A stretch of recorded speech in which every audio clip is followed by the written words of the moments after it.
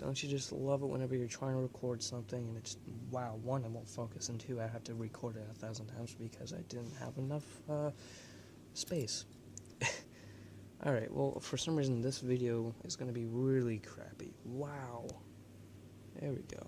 Alrighty. Okay. Jeez, that was irritating me. I apologize about that, guys.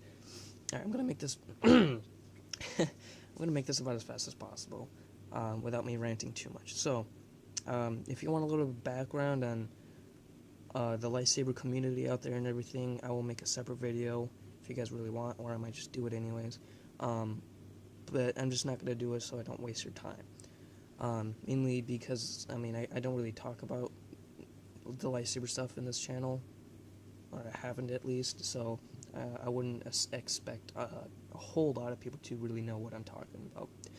But for the sake of this video, I'll just tell you everything that you need to know about it, and yeah. I got this a couple weeks ago, finally. I've been wanting a real lightsaber for a while now, and what I mean by that is an actual metal hilt that can potentially light up. So just real quick, what a real lightsaber is in this kind of community is what you'll have a battery in here, and most of the time people buy it with some sound, or you don't. It just kind of depends. You get a little sound card in there, and then you have the button that turns it on, and then towards the top here. Now, since this is what's called a thin neck, you can't put an LED module in here or right here since it does twist. So usually it's a little bit closer to the emitter, but in this case it would be right here. And it's an LED. It's a really bright LED, and basically you turn it on, sound and light. Instead of like the Hasbro ones, the light comes from here and goes across instead of the LED string. You put a polycarbonate tube in the top here. You put it in, and then there's this little hole here. You get an Allen wrench that comes free with Saberforge, the website that I bought it from, and then you tighten it up, and then it stays in there. And for those of you that don't believe it, go ahead and look around on YouTube. It's ridiculous. I didn't believe it at first, but yes, this little tiny screw can hold in a 30-plus inch long blade, polycarbonate tube, and it will stay in there. Now, I've heard a lot of stories that the thin necks break and all that kind of stuff. In my opinion, don't try and do that anyways, especially with this. It's going to hurt, even if it's not sharp, because these edges really are not sharp at all. It's just constantly jabbing into your hand kind of thing isn't comfortable anyways. Not anything wrong with Saberforge, it's just the design and all that. It's a little bit weird anyways. Though I did not buy this with any kind of electronics inside already, for two reasons. One, I didn't have the money for it right now, and two, the reason why I bought this one is because it's a little bit more easy on my mind, knowing that this isn't light up and everything, but it's still a very, iconic lightsaber. I don't know if I said it in the beginning, but yeah, this is, the title should say it. It's Luke's Return of the Jedi lightsaber, also known as the Prodigal Son, which is the actual name of this particular hilt from Saberforge. I'll put a link in the description where I bought it from. So this is not a 1-to-1 scale or anything like that. Actually, the original prop is a little bit smaller, and a few little other details.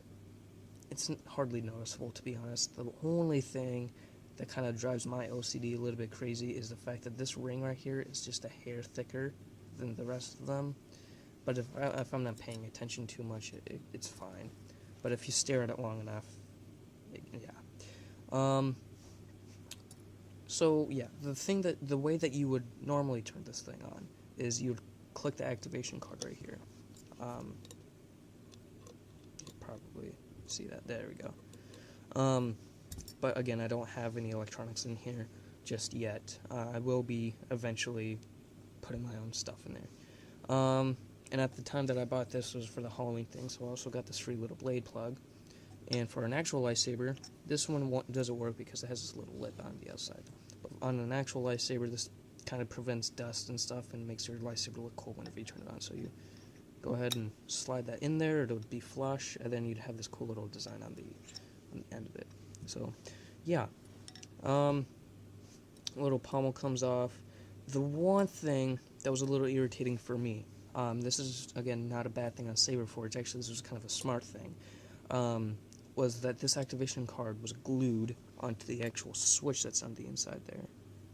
And it was super glued on there. Now for me, or for anyone that actually bought this as just a prop, without it actually lighting up and everything, because they didn't care about it, they just wanted a prop to hang on their belt, that's completely fine, and that's smart actually, because that means this isn't going to fly everywhere. And it also does come with a belt clip. But I guess it was kind of my fault that I didn't specify that I was eventually going to rip this off and do all my own stuff on there. So it was a little irritating for me, but that's, again, my fault. But with a little bit of force, you can pop that out. Probably it wasn't the smartest thing because I ended up cutting myself right there on my thumb. But again, you can get it off. The thing is, though, after I got it off, I kind of realized it's going to be a little while before I can get electronics in there. So popped it off and then put a little bit of hot glue in there just so then it would just be easier to pop off and a little bit safer. And it's in there now. And you can still kind of click it too, which is nice. And that's really about it, for this at least. It's built wonderfully, as far as it just holding up on its own. Again, I can't say for dueling, but I personally don't recommend dueling with a thin neck anyways. It's not that I don't trust it, it's just, if, you have your doubts, and on top of just this thing right here, the activation box is going to get in your way at some point. It's going to be irritating.